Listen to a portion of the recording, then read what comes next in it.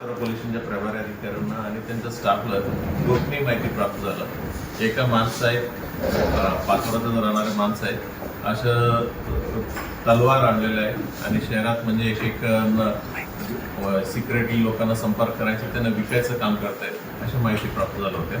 मग त्याच्या अनुषंगाने ही जे माणसं आहेत, नाव सुहेल शेख, तब्युब शेख, वय 24 वर्ष, राहणारे पाचोरा, त्यांना ताब्यात घेतलं आणि त्यांचं विचारपूस केले आणि विचारपूसमध्ये त्यांनी एकूण 18 तलवार त्यांच्याकडनं जप्त करण्यात आल्या होत्या. मग अधिक विचारपूस केली की म्हणजे काही लोकांनी त्यांनी विकलेले आहे, म्हणजे पूर्ण जिल्ह्याला चाळीसगाव आणि इकडे तिकडे बाकी ठिकाणी विकलेले आहे असं माहिती पडलं. मग विकलेल्या माणसाकडनं अजून 2 तलवार आम्ही जप्त केलं, एकूण 20 तलवार जप्त केलं आणि ह्या माणसांना आर्म्स ॲक्टनुसार आम्ही गुन्हा दाखल केला आणि त्यांना अटक करण्यात आलेलं आहे. अजून कोणाला विकलंय का, नेमकं ही तलवार आणलं कुठून, या विषयावर आम्ही तपास करतोय. कुठून पुढे चाललं ते? हा तलवार हा पाचोऱ्याचाच